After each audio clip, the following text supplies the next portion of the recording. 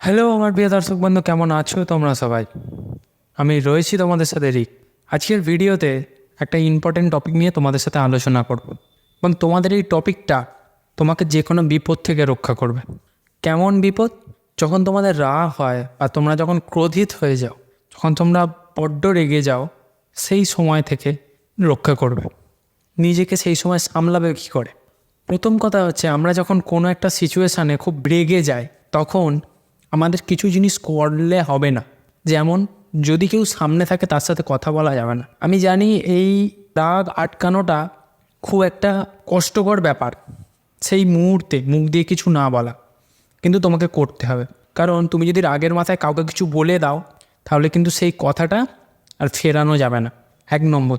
2 নম্বর হচ্ছে, যখন রাগ হবে তখন কোনো বড় ডিসিশান নেওয়া যাবে না। কোনো একটা বড় পদক্ষেপ, কেউ কোনো কথা বললো, তোমার এগেনস্টে কেউ কোনো কথা বললো, তুমি ধরো একটা তারপরে একটা তোমার জীবনের একটা বড় ডিসিশান নিতে যাচ্ছ, কেউ কোনো নেগেটিভ কথা বললো, তুমি ধরো একটা জিনিস বারবার চেষ্টা করে সফল হয়েছে, তারপরেও সে ধরো কোনো নেগেটিভ কথা তার উপর বলে দিল যে এটা হ্যাঁ, এটা তুই তো কি বলবো অসৎ উপায়ে সফল হয়ে গেছিস। তুমি ফট করে রেগে তাকে দুটো কথা বলে দিলে বা তারপরে একটা খারাপ ডিসিশান নিয়ে নিলে, সেটা কিন্তু করলে হবে না।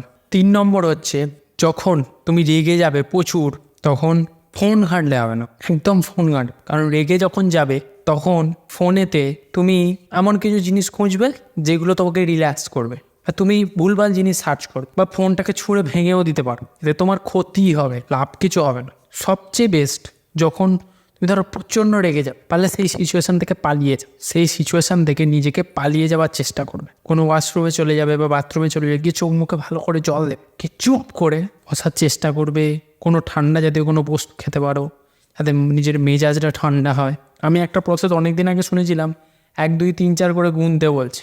1 2 3 4 মানে যখন রেগে যাবে তখন 1 2 3 4 করে, তখন তোমার গোনার কথা খেয়াল থাকবে। তাই তোমার যদি এই প্রসেসে কাজ হয় তুমি কাজ করতে পারো, কোনো অসুবিধা নেই। কারণ তোমার রাগটা কমা নিয়ে কথা, যেমন হোক কমলেই হল। পরে মাথা ঠান্ডা হলে কোন কথায় তার রাগ হলো, কোন কথায় আমি রেগে গেলাম, আমার ভুল ছিল নাকি তার ভুল ছিল, এটা তুমি পরে অ্যানালাইজ করে দেখ। এবং এই রাগটাকে কন্ট্রোল করার জন্যে তারপরে স্টেপ তোমাকে কিছু করতে হবে। সেটা হলো, আগের একটা ভিডিওতে আমি মেডিটেশান নিয়ে কিছু কথা বলেছি। এখানে তোমার মেডিটেশান অর্থাৎ ধ্যান খুব উপকারে দেবে। তুমি যদি রেগুলার ধ্যান করো, নিজের মধ্যে একটা শান্ত ভাব আসবে, নিজের মধ্যে একটা শান্ত ভাব এসে যাবে, নিজের ব্রেনটা অনেক সময় ঠান্ডা থাকবে, লোকের কথায় তোমার কিচ্ছু যায় আসবে। এটা কিন্তু একদিনে হবে না, 1 সপ্তাহে হবে না, 1 মাসে হবে না, হয়তো 6 মাস করার পর তুমি এই জিনিসটা একটু একটু ফিল করতে পারো, কিন্তু পারবে।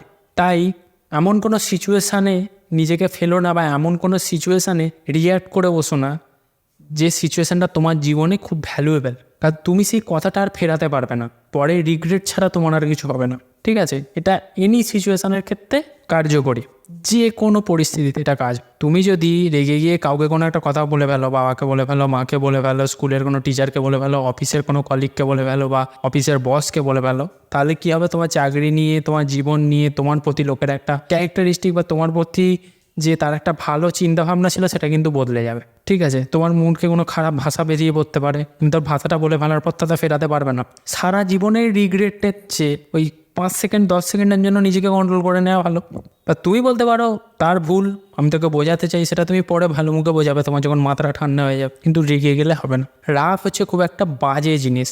অনেকে বলছে এই রাগটাকে ভালো করে চ্যানেলাইজ করা যায়, রাগটাকে মোটিভেশন হিসেবে কাজে লাগানো যায়, লাগাতে পারো, কোনো প্রবলেমস নেই তুমি যদি সেটাকে সঠিকভাবে কাজে লাগাতে পারো। অনেক সময় এই ক্রোধটাকে অনেকে ওয়ার্কআউট করে বের করে, অনেকে এই এনার্জিটাকে, রাগ একটা এনার্জি বলতে পারো, তোমার ব্রেনে একটা বিশাল হরমোনাল সিক্রেশন হয়, যার ফলে হঠাৎ করে শরীরটা প্রচুর গরম হয়ে যায়, অ্যাড্রিনালিন হরমোন ক্ষরণ হতে শুরু করে, আর শরীর হিটেড আপ হয়ে যায়। সেই সময় তোমার কিছু ভেঙে দিই, মেরে দিই, উড়িয়ে দিই, উল্টোপাল্টা ভাষা বলে দিই, নিজের রাগটা তো বেরোতে চায়। অনেকে সেই সময় কী করে, একটা বড় প্রতিজ্ঞা করে নেয় যে আমি ওয়ার্কআউট করতে পারো। সেই রাগটাকে যদি তুমি মেনটেন করে কোনো কিছু একটা ভালো আউটপুট পেতে পারো, তো তুমি নিজেকে সেইভাবে কিন্তু তৈরি করতেই পারো, তাতে কোনো সমস্যা নেই। কিন্তু আমি মনে করি মাথা ঠান্ডা রাখাটা বেশি জরুরি। কারণ মাথা যদি ঠান্ডা থাকে তোমার সেই সিচুয়েশানে, তুমি কিন্তু অনেক কিছু জিনিস অবজার্ভ করতে পারবে এবং প্র্যাকটিক্যালি ক্যালকুলেট করে সেই জিনিসটা ডিটেলসে অ্যানালাইজ করতে পারো। এটা আমার মতামত। তাই তুমি যদি ওইভাবে রাগকে কন্ট্রোল করতে চাও করতে পারো, তবে আমার মনে হয় এই উপায়টা বেশি কার্যকরী। কারণ রাগ একটা ধ্বংসাত্মক উপাদান, যে কোনো পরিস্থিতিতে মানে একটা ধ্বংস সৃষ্টি করে দিতে পারে। তার চেয়ে তুমি শান্তভাবেও কিছু করতে পারো। শান্ত থাকলে তুমি কিন্তু আরও মানে কি বলবো, সেই সিচুয়েশানটাকে অন্যভাবে চ্যানেলাইজ করতে পারো, বা সেই সিচুয়েশানটাকে তুমি অন্যভাবে আউটপুট করতে পারো। তুমি যেটা আউটপুট রেগে গিয়ে পেতে চাইছো সেটা কিন্তু অন্যভাবে করতে পারো, কিন্তু সেটা ঠান্ডা মাথায় করলে কি তুমি আরও বেটার আউটপুট পেতে পারো। তার সাথে কারোর সাথে তোমার খারাপ রিলেশন তৈরি হবে না, তুমি ভদ্রভাবে, তোমার হয়তো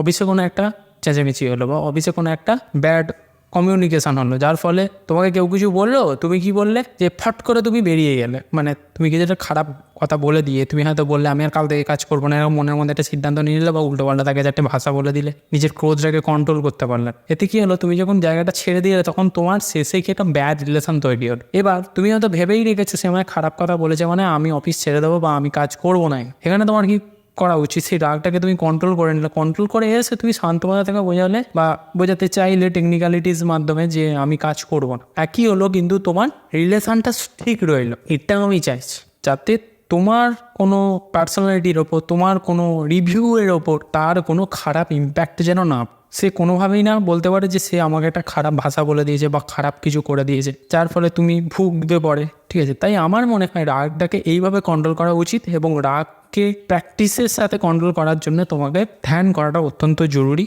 প্রতিদিন রাত্রে বসে, আমি যেটা বারবার বলি, নিজের ইষ্ট দেবতার নাম যদি জপ করো 5 মিনিট, 10 মিনিট, 15 মিনিট, যত বাড়াতে পারবে তত কিন্তু তোমার শারীরিক মানসিক চেঞ্জেস আসবে, এবং শারীরিক মানসিক চেঞ্জেস এলেই তোমার সামাজিক আর্থিক সমস্ত পরিবর্তনই আসবে। মানে এর একটা ক্ষুদ্র হলেও একটা উপকারিতা আছে। প্রথমে ক্ষুদ্র মনে হবে, সেই উপকারিতা তুমি যদি ডেলি করতে থাকো, এর উপকারিতার পরিমাণটা, পার্সেন্টেজটা ক্রমশ বাড়তে থাকে। তাই এটাই বলবো, রাগকে কন্ট্রোল করো। রাগ কতটা ভয়ঙ্কর সেটা আমরা সামাজিক পরিবেশে দেখতেই পাই, আমরা সামাজিক অনেক দৃষ্টান্ত তার পাই যে কতটা ভয়ানক ধ্বংসাত্মক জিনিস হতে পারে। তাই আজকের ভিডিওতে ক্রোধ বা রাগ নিয়ে ভিডিওটা বানিয়েছি।